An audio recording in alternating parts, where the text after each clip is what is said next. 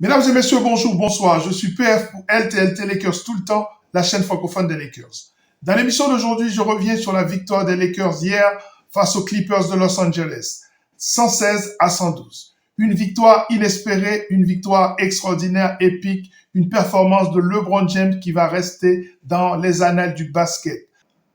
Nous allons analyser cette victoire du point de vue de la performance de LeBron, du point de vue des ajustements de Darvin Ham et du point de vue du supporting cast des Lakers. Et nous terminerons par le top 10. Ça vaut la peine puisque les Lakers, pour la première fois depuis 2011, ont gagné la série en saison régulière face aux Clippers de Los Angeles. Nous allons analyser tout ça. Lakers tout le temps, c'est tout de suite. Step 1, wake up early, gonna rise with the sun. Step 2, get some good, some food in you. Step 3, think real hard about what you wanna be. Step 4, everybody just do your thing. Wake up, today's gonna be a good day. Wake up, today's gonna be a good day.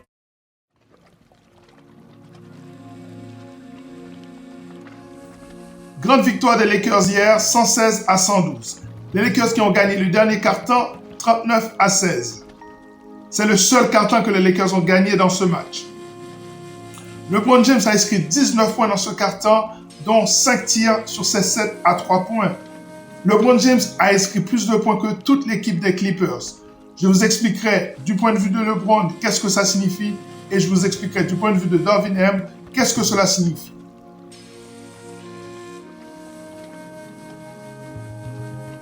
LeBron James a pris l'ascendant sur Kawhi Leonard. Je vous rappelle que ces deux joueurs sont en compétition. Ce sont les deux seuls joueurs qui sont capables de se dire qu'ils ont gagné 3 titres avec 3 équipes différentes.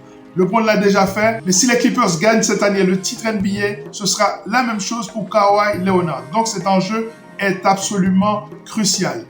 LeBron James a défendu sous Kawhi, LeBron James a été clutch, LeBron James a tout fait dans ce match. Je pense que ça reste parmi l'une des meilleures performances de LeBron James dans un match NBA.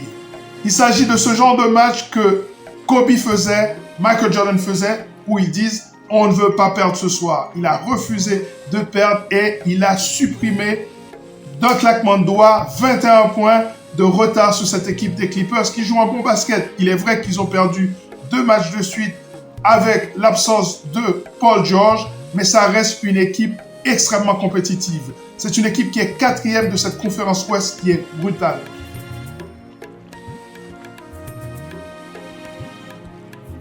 Dans la bataille opposant les deux coachs, j'ai remarqué un certain nombre de choses. Pour moi, Tyronn Lue a clairement gagné la bataille du coaching sur les 3 premiers quart-temps et Darvin Ham a gagné pour moi le dernier quart-temps. Darvin Ham qui avait mal commencé cette série puisque les rotations étaient absolument catastrophiques. Cette formule avec Prince sur le poste 4 ne fonctionne pas. Les Lakers étaient en train de se faire manger sur le rebond. En 4e quart-temps, les Lakers ont décidé qu'il était temps de faire du blitz sur Harden. Avec la montée de Jackson Hayes, les Lakers ont pu faire ce trap en tête de raquette et pousser Harden à l'erreur. Dès lors, tout le système de cette équipe de Clippers s'est retrouvé complètement HS, déjoué par le coaching de Darvin Ham. En plus de ça, les Lakers ont eu beaucoup de chance avec les tirs qui rentraient. Je pense aux tirs de Rui Hachimura, je pense aux tirs de LeBron et aussi de D'Lo. Dans cette formule-là, les Lakers n'ont pas souvent aligné D'Angelo Russell et Austin Reeves dans le money time. Ce qui était intéressant puisque défensivement, l'équipe était meilleure avec Cam Reddish à la place d'Austin Reeves ou Spencer Dinwiddie à la place de D'Lo. Darvin Ham qui a décidé également, quand Jackson Hayes n'était plus sur le terrain pour favoriser ce trap sur Harden, de jouer avec AD sur le poste 5, mais de jouer avec Rui Hachimura en défense sous James Harden. Ça a bien fonctionné. Au même moment, c'était Cam Reddish qui défendait sous Kawhi Leonard ou alors LeBron. Dans les deux cas, les gars ont fait un très très bon travail sur les ailiers de cette équipe des Clippers. Alors, là où je pense que Darvin Ham a gagné ce combat, puisque au moment où il y a eu le blitz sur James Harden, Tyronn Lue n'a pas décidé de faire rentrer un second ball handler puisqu'il avait quand même Russell Westbrook sur le banc. Il aurait pu le faire rentrer pour soulager un peu Harden et mettre Harden loin du ballon en deuxième arrière. Donc pour moi, clairement, David M, qui n'est pas un grand coach au niveau de l'adaptation, a pris des décisions qui ont bien fonctionné. D'abord, la décision de blitzer Harden avec Jackson Hayes en big, très très mobile pour le défendre, pour l'empêcher de créer pour les autres, et aussi avec Rui Hachimura qui défendait sous James Harden dans le money time.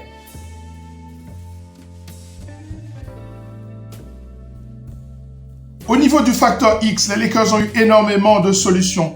Beaucoup de joueurs ont contribué hier soir. Je pense à Cam Reddish qui a fait une très très belle rentrée puisqu'il était en limitation de minutes. Dans le temps qu'il était là, il a fait ce qu'il pouvait. Spencer Dinwiddie a fait un bon match aussi, même s'il a commis quelques erreurs. Austin Reeves a été absolument clutch en défense, et j'ai bien dit en défense. Avec les interceptions, il a changé le cours du match. D'Angelo Russell a pris 2 tirs qui étaient pour moi des tirs très difficiles qui ont changé la donne. Anthony Davis a pris des rebonds offensifs qui ont permis aux Lakers de casser le rythme des Clippers. Tout ça est vrai, mais pour moi, le facteur X de hier, c'était Rui Hachimura. Vous savez ce que je pense de ce joueur, je pense qu'il est l'élément qui va permettre aux Lakers de franchir un cap. On sait qu'il est capable de tout faire sur le terrain et hier, il l'a montré. Sa complicité avec LeBron était magnifique et il a pris quelques tirs qui étaient clutch. On le verra dans le top 10. Rien que pour ça, ça vaut la peine de regarder le top 10 des meilleures actions des Lakers hier soir.